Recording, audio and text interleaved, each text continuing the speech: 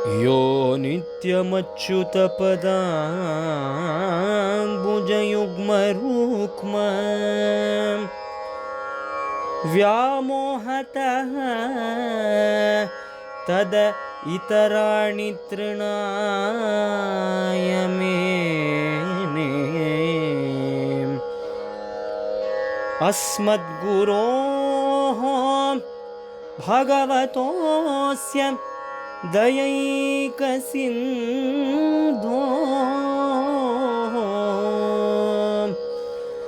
रामानुजस्य चरणौ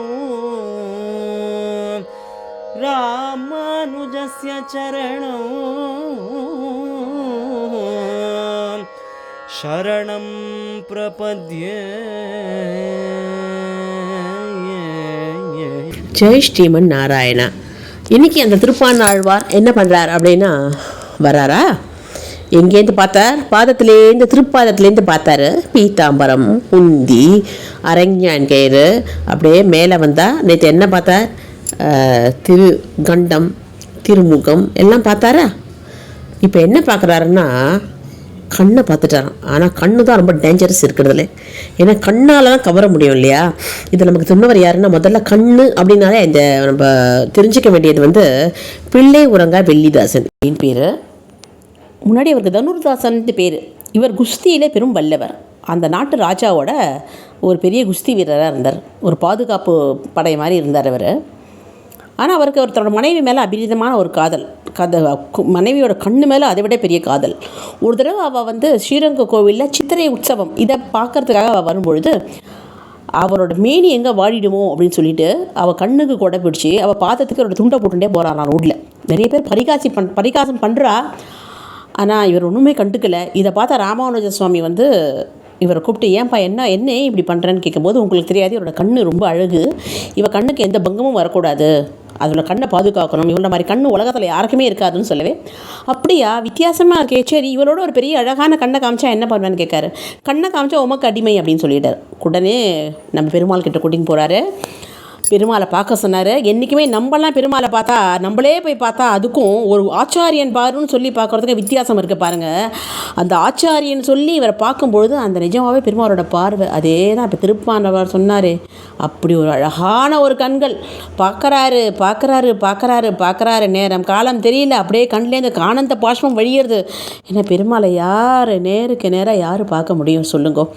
அதுக்கப்புறம் அர்ச்சகர்கள்லாம் தெவிச்சு போகிறா. ஏன்னா பெருமாளுக்கு அடுத்து ஆக வேண்டிய உபச்சாரங்கள்லாம் கைங்கரியம் இருக்குது இல்லையா. அதுக்கப்புறம் தான் அவள் அவர் நிலைக்கு என்ன நாழியை எடுத்தான்னு கேட்குறாரு. அதுக்கு தான் நாழி கேட்டான் வாசல்னு அதுக்கே பேருன்னு சொல்கிறா. இதை அப்போ தான் உணர்வை அதுக்கப்புறம் ராமானுஜ அடிமையாயிட்டார். ஏன்னா இந்த அழகான கண்ணை காமிச்சவர் யார்? என்னுடைய குரு ஆச்சாரியன் ராமானுஜர் தானே. அதனால் அந்த கண்ணை காமிச்ச ஆச்சாரியனுக்கு நான் வாழ்நாள் அடிமை அப்படின்னு சொல்லி அவர் வாழ்நாளில் அந்த ராமானுஜ சுவாமிக்கே இருந்து அப்பேற்பட்ட புண்ணிய ஆத்மா தான் நம்ம பிள்ளை உழங்கா வில்லிதாசர். காரணம் கண்ணு. யார் கண்ணுன்னு அதே ரங்கநாதன் கண்ணு தானே. வாங்க ஃபஸ்ட்டு பாசுரம் பார்க்கலாம். பரியனாகி அவ்வுணன் உடல் கேண்ட அமரர் கரிய ஆதிபிரான் அரங்கத்தமலன் முகத்து கரிய ஆகி புடை பறந்து மிளிர்ந்து செவ்வடி ஓடி நீண்ட அப்பெரிய வாய கண்கள் என்னை பேதமை செய்தனவே. எவ்வளோ அழகாக பாருங்க. நரசிம்ம அவதாரத்தை பற்றி சொல்கிறார் இப்போ. ஆமாம், அதாவது பரியன் ஆகி வந்த, பரியன்னா குண்டு பெருச்சாலி மாதிரி குண்டாக இருக்கான். இப்படி சொல்கிறாரே ஆழ்வார். அப்படின்னா என்றைக்குமே பெருமாளை நினைக்கிறவா தான் இழைச்சி துரும்பாக போயிடுவா. ஏன்னா எப்போ பார்த்தாலும் உபவாசம் இருக்கணும், பெருமாளே நினைக்கணும் இல்லையா. செவ்வாய்க்கிழமை ஏகாதசி சாப்பிட முடியாது, சனிக்கிழமை விரதம் இருப்பா, திருவோணம் விரதம் இருப்பா, நிறைய பேர் விரதம், பெருமாள் விரதம் அப்படின்னு நினச்சி இழைச்சி துரும்பாக போயிடுவா இல்லையா. ஆனால் நம்ம யாருன்னு கேட்டால், இந்த இரண்ய கஷிப்பு குண்டு பெருச்சாலே குண்டாக இருக்கானா. ஏன்னா 2 வயிற்று, ஒரு வயிற்று குண்டு. ஏன்னா எந்த விரதமும் உபவாசமும் கிடையாது. அதான் வரத்தை வாங்கிவிட்டான். இனிமேல் சாப்பாடு தான். அப்படி பாடி பில்டர் மாதிரி எல்லாரையும் வளர்த்து எல்லாரையும் ஒன்று எல்லா லோகத்துக்கு போய் எல்லாரையும் முடிவு பிடிக்கணும், சிண்டு பிடிக்கணும். அதனால குண்டு பெருச்சாலி இதெல்லாம் குண்டாக இருக்கான். அது மட்டும் இல்லை, தலகணை வேறு. நம்மள மாதிரி உலகத்தில் ஏமா இருக்கான். ஒத்தன் தபாஸ் பண்ண முடியுமா? என்னை பார்த்தா எல்லாரும் எப்படி ஓடுறா பாரு அப்படின்ற உடம்பு பலமும் இருக்குது, தலகணமும் இருக்குது. அதுக்கு தான் பரியன் ஆகி குண்டா ஆகி வந்த அவ்வுணன் உடல் கீண்ட. அவ்வுணன் அப்படின்னா என்ன அர்த்தம் அப்படின்னு சொன்னால் அரக்கன், அசுரர். தமிழில் அவ்வுணன்னு பேர். உடல் கீண்ட அப்படின்னா என்ன அர்த்தம்னா எப்படி ஆயிடுச்சுன்னா இந்த வாழை தார் இருக்குல்ல அத்தை போல் ஒரே கிழிச்சிட்டானோ. அது எப்படி கிழிக்க முடியும்னா கிழிச்சிட்டாராமே. ஏன்னா இந்த சவுண்டுலேயே என்ன ஆச்சுன்னு சொன்னால் அவனுக்கு பாதி பிராணம் பிடிச்சி. ஆமாம், சவுண்டுலேயே பாதி பிராணம். அப்படியே நம்ம நாராயண பட்டத்தில் எப்படி சொல்லியிருக்காரு பாருங்க.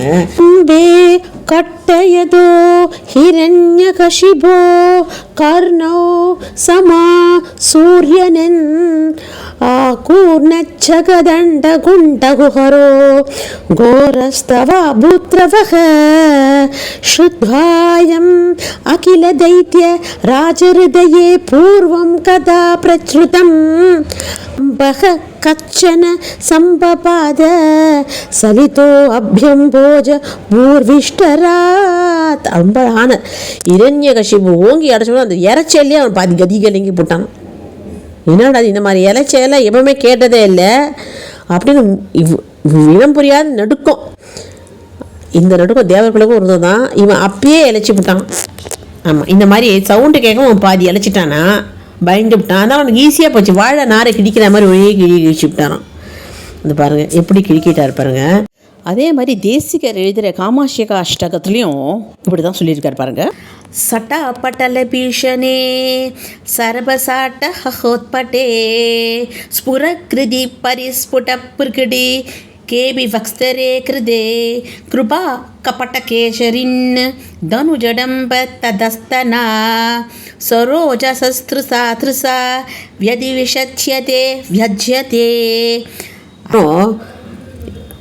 அர்த்தத்தை நம்ம பார்க்கலாம். பரியனாகி குண்டா இருக்கிற அந்த அசுரனை உடல் கீண்டுட்டாரு. அதுக்கப்புறம் அமரருக்கு அரிய, அதானே அமரருக்கும் அரிய நம்ம எல்லாருக்கும் தெரியும். ஆனால் இதில் என்ன இருக்குன்னா அமரர்கிட்ட தானே இருக்காரு. தேவர்கள் போய் பார்ப்பாலன்னா இப்போ நரசிம்ம அவதாரத்தை தேவர்கள்கிட்ட அவருக்கு பிடிக்கலையா. ஆமாம், ஏன் பிடிக்கலன்னா இந்த மாதிரி நரசிம்மர் மேலே பிரம்மாவாலேயும் கொஞ்சம் கோவமா இத்தனை வரம் கொடுத்துவிட்டேன் அந்த இரண்யகசிபுக்கு. கடைசியில் என் குழந்தை கஷ்டப்பட்டான்ல அவன்கிட்ட நான் எத்தனை வருஷம் வெயிட் பண்ண வேண்டியிருக்கு இல்லையா. கொடுமையெல்லாம் அந்த குழந்தை எவ்வளோ கஷ்டப்பட்டுது. நெருப்பில் போட்டு நீரில் போட்டு மலையில் உருட்டி விட்டு யானையை மிதிக்க வச்சு விஷம் கொடுத்து அந்த குழந்தைக்கு என்னம்மா ஒரு குட்டி குழந்தைய படுத்துன மாதிரியா படுத்தினா அவன் ஏன் பொறுத்துன்னு இருந்தார் அப்படின்னு அந்த பிரம்மா கொடுத்த வரத்தினால தான் பொறுத்து வந்தாரான். தேவர்களே இப்படிதான். அதனால தேவர்களை பார்க்கவே இல்லையா. அந்த அவதாரத்தில் தேவர்களுக்கு தூரமாக அரியவராக தான் இருந்தாரான். வார்னிங் வேறு கொடுத்தான், இனிமேல்ட்டு வேற கொடுக்கும்போது பார்த்து கொடுங்க அப்படின்னு சொன்னாரான். இது அனுபவிச்சார் பெரிய வாச்சான் பிள்ளை அப்படின்னு. இந்த பெரிய வாச்சான் பிள்ளை எப்படி ஒரு தபஸ் பண்ணார்னு தெரியல. ஏன்னா நம்ம அவர் பார்க்குற கண்ணோட்டமே பார்த்தேன்னா பக்தி அப்படியே ததும்புறது பாருங்க. அவர் ஒன்றுத்துக்கும் வியாகியானம் பண்ணும்போதும் கூட ஒரு சாதாரணமாக ஒரு இருக்கிறவாள் இந்த மாதிரி வியாகியானம் அனுபவிச்சு பண்ண முடியுமா அப்படிங்கிறது ரொம்ப டவுட்டு தான். அமரருக்கு அரிய ஆதிபிரான். ஆதிபிரான்னு பேருதவி செய்பவன். முந்திட்டு செய்கிறான். நீ கேட்கணும்னு அவசியம், நீ கேட்கணும் என்கிட்ட, நீ கேட்டால் நான் செய்கிறேன் அப்படின்னு. ஒரு சிலர் கேட்காட்டாலும் செய்ய மாட்டேன், கேட்டாலும் செய்ய மாட்டான். ஆனால் இவர் கேட்காதே பக்தர்களுக்கு பிரகலாதனுக்கு வரம் கேட்டார். என்ன வேணும், எனக்கு வரமே வேண்டாம், அப்படி கேட்காத நான் வந்துட்டேன், இனிமேல் அட்டுமே வரமே கேட்கக்கூடாது. பெருமாள் சொன்னார், அதை கொடுத்துட்டான்ப்பா, அதெல்லாம் ஓகேப்பா, நீ வேறு ஏதாவது நல்லதாக கேளு, எங்கள் அப்பா மன்னிச்சிடு அப்படின்னாரு. நீ பெருமாள் சொன்ன உங்கள் அப்பா நடப்பா மன்னிக்கிறது, அவர் என்னோட தொண்டன் விஜயாக இருந்தவர், சாபத்தை வாங்கி தானே இங்கே வந்திருக்காரு, அவர் மன்னிக்கிறதுல என்ன இருக்குது அப்படின்னு கூட நரசிம்மர் சொன்னாராம். ஏன்னா அவர் அப்பேற்பட்ட பிரகலாதன் தனக்குன்னு எதையுமே வேண்டிக்கலை. அதனால தானே பெருமாள் இப்படி ஓடி வந்தார் பிரகலாத பெருமாள் இல்லையா. பரியனாகி வந்த அவ்வுணன் உடல் கேண்ட அமரருக்கு அறிய ஆதிபிதான் அரங்கத் தமலன் முகத்து. அப்பேற்பட்ட அரங்கத்து அம்மான் இங்கே நமக்காக படுத்துட்டு இருக்காராம். இதில் என்ன விஷயம் அப்படின்னு சொன்னால் அரங்கத் தமலன் முகத்து. அரங்கத்து அமலன்னா என்ன பார்த்தோம், தூய்மையாக இருக்கிறவன்னு அர்த்தம். இன்னும் தூய்மையாயிட்டாராம். என்ன தூய்மைன்னா வெறும் நரசிம்ம அவதாரத்தில் பிரகலாதனுக்கு மட்டும்தான் அருள் பண்ணி தூய்மையாயிட்டாராம். என்னப்பா அவருக்கு மட்டும்தான் அந்த தீட்டு கிடையாதுன்னு சொன்னோம் தெரியுமா. எல்லாருமே தூய்மை. பெருமாள் கிட்ட யார் பொருளாக எல்லாரும் தூய்மை தான். சாதாரண சாப்பாடு பிரசாதமாகிறது பாருங்க, சாதாரண சாப்பாடு தான். ஆனால் பெருமாள்கிட்ட போய்ட்டு அது பிரசாதம் இல்லையா. எல்லாம் பெருமாள் கிட்டக்கு போகிறதுக்கு எல்லாமே ஏற்றம் தான், எதுவுமே கம்மி இல்லை, எதுவும் ஆப்போசோப்போ கிடையாது. எப்போவுமே அவர் சுத்தமாக இருக்கிறவர் இன்னும் சுத்தமாயிட்டாராம் இல்லையா. அமலன் அரங்கத் அமலன் இதில் இன்னும் ஏன்னா நமக்கும் ஹெல்ப் பண்ண அரங்கத்தில் வந்து உட்காந்துருக்காரு பிரகலாதனுக்கு இப்போ மட்டுமா பண்ணுறாரு கருணை, நமக்கும் தானே பண்ணுறாரு. இன்றைக்கி ஸ்ரீரங்கத்துக்கு போனால் எப்படி படுத்துட்டு இருக்காரு, என்னம்மா பார்க்குறாரு, கருணை கடலாக இருக்காரே, இன்னமும் சுத்தமாயிட்டாராம். நம்மள மாதிரி நம்ம தான் உண்மையான தீட்டுன்னா நம்ம தான் மனசு ஃபுல்லாக வஞ்சம் நன்னா மேலே பேசுறது, வெளில ஒன்று பேசுறது, உள்ளே ஒன்று பேசுறது, எதையுமே பொறாமல் பொச்சரிப்பு எதையுமே நம்மளால் கம்மியே பண்ண முடியல. படிக்கிறது ராமாயணம், இருக்கிறது பிள்ளையார் கோயில் மாதிரி எத்தனை பேர் இருக்கும். ஆனால் பெருமாள் பாவம்னு விட்டுட்டார். ஏன்னா அவரோட சொத்து இதுக்கு திருந்துவோம் அப்படின்ட்டு. நம்மளும் நிஜமாகவே திருந்தணும்னு நினைக்கணும். பகவானே இந்த மாதிரி மத ஆச்சாரத்தெல்லாம் ஒழிச்சு நல்ல சுத்தமான ஆத்மாவை கொண்டு திருப்பான வர மாதிரி அப்படின்னு நம்ம கேட்கணும். சரியா. அந்த அரங்கத்தம்மான் அந்த முகத்தை பார்த்தாரு, அவ்வளோதான். ஏன் அப்படின்னா அந்த முகத்தில் தானே பெரிய விஷயம் இருக்குது. என்ன விஷயம்? கரியாகி புடை பறந்து மிளிர்ந்து செவ்வரி ஓடி நீண்ட அப்பெரிய வாய கண்கள் என்னை பேதமை செய்தனவே. அப்பா அப்பா அப்பா அப்பா என்னன்னா கரிய வாகி அப்படின்னா என்ன அர்த்தம் அப்படின்னா கருப்பான அழகான கண்டு. கருப்பு தானே, கண்ணே அழக, கருப்பாக பெரிய பெரிய குண்டு குண்டு கண்ணு உள்ளுக்குள்ளே. அந்த பாப்பாலாம் எவ்வளோ பெருசாக இருந்தால் எவ்வளோ அழகாக இருக்கும். அந்த மாதிரி கண்ணில் கருவிழியோட அழகாக இருக்காராம். கரிய ஆகி அது மட்டும் இல்லை, புடை பறந்து எல்லாம் தாண்டி போச்சான். அவ்வளோ விரிஞ்சி மேலே மேலே மேலே நல்லா பெருசாக இருக்கான். அப்படி இருக்கும். அப்பா புடை பறந்து மிளிர்ந்து அது மட்டும் கிடையாதான், பெருசாக ஒளி வேற வீசுறதான். கருப்பாக இருக்குது, எல்லாம் தாண்டி இருக்குது, பல பல பல பல பலன்னு ஒளி வீசுறது. நரசிம்ம பெருமாளுக்கு அப்படி தான் பார்த்தீங்களா. நல்லா கண்ணு மட்டும் நல்லா பல பல பலன் இருக்குமா, ஒளியில் நம்ம கண்ணு கூசுமா. அப்பேற்பட்டு மிளிர்ந்து அதில் செவ்வரி ஓடி. அது செவ்வரி ஓடினா தாமரைப்பூவில் தரல கடைசியில் ஒரு அந்த ரெட் பிங்ச் இருக்கிற மாதிரி அவரோட கண்ணில் இருக்கலாம். அதே நம்ம ஸ்ரீஸ்ருதியில் தேசிகரும் அனுபவிக்கிறார். பெருமாளோட கண் ஏன் வந்து சிகப்பாக இருக்குன்னா நம்ம மகாலட்சுமியை பார்த்து பார்த்து பார்த்து பார்த்து பார்த்து அப்படியே அவளுக்கு ஸ்வர்ணவர்ணம் அப்படியே இந்த ரெட்டு கலர் அப்படியே தக தகன்னு இருக்கிறது அப்படியே இவரோட கண்ணுக்கு டிரான்ஸ்ஃபர் ஆகி இவருக்கு லைட்டாக கீறு தெரியுதுதான். அருள் கூட சொல்கிறோம், அருளான ஒரு அன்பு ஜாஸ்தியாக சொல்கிறோம் அந்த ரெட்டு கலரில் கொண்டு தெரியுமா. தாயார் என்ன பண்ணா, பெருமாளை பார்த்து பார்த்து பார்த்து அவரோட அழகான கண்ணு கருவிழியாக எடுத்தான். கருணை ததும்பும் முகமாக அப்படியே கண்ணே ஒரு கருன்னு எடுத்தான். இவருக்கு தாயாரை பார்த்து செவன்னு எடுத்தான். இப்படி கூட சொல்லுவாள். எல்லாம் அனுபவம் தான். அனுபவம் பக்தி இதெல்லாம் தான் இருக்குது. அது மட்டுமா, செவ்வரி ஓடி நீண்டதுன்னா இன்னமும் நீளணுமா. ஏன்னா அனுகிரகம் பண்ணணுமா, பத்தலை. ஏன்னா எப்படி போகிறது, நீண்டா போனால் புருவம் தடுக்கிறது இல்லையா, இப்படி போனால் வாய் மூக்கு இதெல்லாம் தடுக்கும். இப்போ என்ன தான் பண்ணுறது, ரெண்டு பக்கமும் சைடில் போங்க. சைடில் சங்கு சக்கரம், இந்த பக்கத்தில் சங்கு இந்த பக்கத்தில் சக்கரம், நல்லா அதிலேயே போய் மோதிக்கிற மாதிரியா. அதுக்கு தான் ஆண்டாளாமாவும் சொல்லியிருக்கா பாருங்க, சங்கோடு சக்கரம் ஏந்தும் தடக்கையன் பங்கைய கண்ணானை பாடையலோர் எம்பாவாய். ஞாபகம் இருக்கா? என்றைக்குமே ரெண்டு சங்கு சக்கரம் தெரிஞ்சதுக்கப்புறம் நேரம் கண்ணுக்கு தான் போகுமா எல்லாருக்கும். அவர் மட்டும் கிடையாது, நம்ம அழவரும் இதே பாடியிருக்கார். இந்த மாதிரி அத்தனை பேர் இந்த சங்கு சக்கரத்தோட கண் ஒப்பிட்டு பாடாதவா கிடையாது. ரெண்டுத்துக்கு கனெக்ஷன் இருக்கு. ஏன்னா அவரோட கண் ரெண்டு சங்கு சக்கரம் வரலையும் போகுமா. அப்பேற்பட்ட கண்கள், அப்பெரிய வாய் கண்கள் அப்படின்னா அந்த மாதிரி பெரிய கண்கள், பெருசாக வளர்ந்துட்டே போகிற ஒரு அழகான ஒரு கண், சங்கு சக்கரம் வரைக்கும். அதுக்கப்புறம் என்ன ஆச்சுன்னா அனுபவித்து ஆக முடியாத பெரிய கண்கள் அது கூட இருக்கலாம். பெரிய வாய கண்கள் அப்படின்னா அனுபவிக்கவே முடியாது, அனுபவித்து நம்ம சந்தோஷப்பட முடியாது. அந்த மாதிரி பெரிய வாய் கண்கள்லாம். இப்போ நம்மளே திருப்பதிக்கு போகிறோம், ஒரு செகண்டை தான் ஜெயிக்கணும், மனசு நிம்மதியாக இருக்கும். எப்போயுமே திருப்பதி நான் சேவிச்சிட்டு வந்தால் கொஞ்சம் நேரம் பக்கத்தில் செக்யூரிட்டி பக்கத்தில் நின்று கெஞ்சுவேன், இன்னும் ஒரு தடவை போட்டான். அவன் சொல்லுவான் கேமரா இருக்கும் மானுவான்.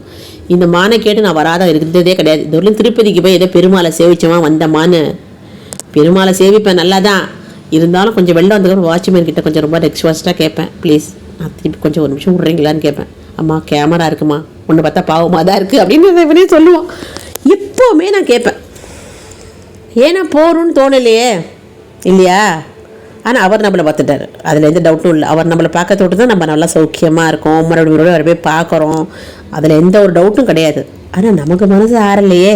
அனுபவித்து ஆக முடியாத பெரிய கண்கணம் நம்ம ஸ்ரீரங்க பெருமாளுக்கு. அது என்ன பண்ணிட்டு என்னை பேதமை செய்தனவே. என்ன ஆச்சுன்னா அவ்வளோதான், பைத்தியம் பிடிக்க வச்சிருது, பித்து பிடிக்க வச்சிருது. போன வாட்டியும் அவருக்கு பித்து தான் பிடிச்சிது, இந்த வாட்டியும் பித்து பயங்கரமாக பிடிச்சிருது. என்ன பண்ணுறதுனே தெரியல. நான் சொன்னேனே, இந்த அவர் கண்ணிலே தப்பிச்சவா யார்? இந்த பிள்ளை உரங்கா வெள்ளிதாசன் அப்படி தானே பைத்தியமாக ஆகிட்டார் இல்லையா? மனைவி போகிறது கூட தெரியாதே. ஏன்னா அந்த கண்ணுக்கு அப்படி ஒரு பவர் இருக்கான் பெருமாள். அதை தான் கடாட்சம் கடாட்சம் கடாட்சம்னா, கடாட்சம் எப்படி பண்ண முடியும்னா அந்த கண்ணுனால தான் பண்ண முடியும் இல்லையா? வாயினால் கடாட்சம் இல்லை, கையினால் கடாட்சம். கண்ணுனால ஒருத்தரை பார்த்தாலே. ராமானுஜரையே நம்ம ஆளை வந்தார், முதல்ல பார்க்க வந்தார் ராமானுஜரை. அப்போ திருக்கச்சி நம்பர் தான் கூட்டிட்டு இருந்தார். அதுலேருந்து காஞ்சிபுரத்து பொழுது காஞ்சிபுரத்தில் சன்னதியை பிரதட்சணம் பண்ணியிருந்தார். அப்போ யாதவ் பிரகாசரோடு இவரும் கும்பலில் ஒருத்தராக இருந்து போயிட்டு இருந்தார். அப்போது யார் ராமானுஜர்னு கேட்டாராம். திருக்கச்சி நம்பர் அதை போகிறானே, சேப்பா ஒல்லியா உயரமா, அவர் தான் ராமானுஜர். அப்படியே கடாட்சம் பண்ணாராம். அவ்வளோதான். அந்த கடாட்சம் தான் இன்னைக்கு நம்மளும் சுபிக்ஷமாக இருக்கும். அப்பேற்பட்ட கடாட்சம் அந்த ஆளை வந்தார், குரு கடாட்சம். ஏன் கண்ணால் தானே பார்த்தாரு, அதுக்கு தான். அந்த கண்ணுக்கு எப்போவுமே ஒரு பவர் ஜாஸ்தியாக. பைத்தியமாக எடுத்தான், அவ்வளோதான். இதெல்லாம் நல்ல பைத்தியம் தெரியுமா? நம்மள மாதிரி லூசு பைத்தியம் எல்லாம், பண பைத்தியம், புகழ் பைத்தியம் அதெல்லாம் கிடையாது. பக்தி பைத்தியம்ங்கிறது வாழ்க்கையில் ஒசத்தி. அந்த மாதிரி பைத்தியம் பிடிச்சி போச்சுன்னா வாழ்க்கையில் யாருக்குமே பிரச்சனை இல்லை நம்மளால். ஏன்னா நம்ம உண்டு, நம்ம பெருமாள் உண்டு, நம்ம பூஜை உண்டுன்னு கோவில் உண்டுன்னு இருப்போம். அடுத்தவா என்ன சொன்னால் நம்ம காதில் ஒன்றுமே ஏறாது, நம்ம பெருமாள்கிட்டே இருப்போம். அது செம்ம நல்ல பைத்தியம். ஒருத்தருக்கும் அந்த பைத்தியம் பிடிச்சா குடும்பம், ஊரே, உலகமே சுபிக்ஷமாக க்ஷேமமாக இருக்கும். கரெக்டு தானே? ஜெய் ஸ்ரீமன் நாராயணா, ஜெய் ஸ்ரீமன் நாராயணா. நாளைக்கு என்ன சொல்கிறார், நாளைக்கும் ஒரு ஐயோ போடுவார்னு நினைக்கிறேன். பார்க்கலாம், எதுக்கு போடுறாருன்னு பார்க்கலாம். வழக்கம் போல் இது ஒரு ஆன்மீக சேனல். நான் சொல்கிறேன் சப்ஸ்கிரைப் பண்ணுங்கன்றேன், என்ன 1000ஆவது வேணும்னு. ஆனால் நீங்கள் நிஜமாகவே ஏன் கண்டுக்கலை, ஏன் அனுப்பலை அப்படிங்கிறது நிஜமாகவே எனக்கு ஒன்றும் புரியல. ஆனாலும் நான் சொல்கிறத சொல்லிகிட்டே இருக்கேன். கண்டிப்பாக சப்ஸ்கிரைப் பண்ணுங்கள், ஷேர் பண்ணுங்கள், கமெண்ட் அட்லீஸ்ட் எழுதலாமே இல்லையா? ஜெய் ஸ்ரீமன்னாராயணன் எழுதலாம், ஜெய் திருப்பானாழ்வார் திருவடி ஏச்சரணம் எழுதலாம், ராமானுஜர் திருவடி ஏச்சரணம் எழுதலாம், எத்தனையோ எழுதலாமா இல்லையா? கண்டிப்பாக எழுதணும், எழுதுவீங்கன்னு நம்பிக்கையில் பார்க்கலாம். ஜெய் ஸ்ரீமன் நாராயணா, ஜெய் ஸ்ரீமன் நாராயணா.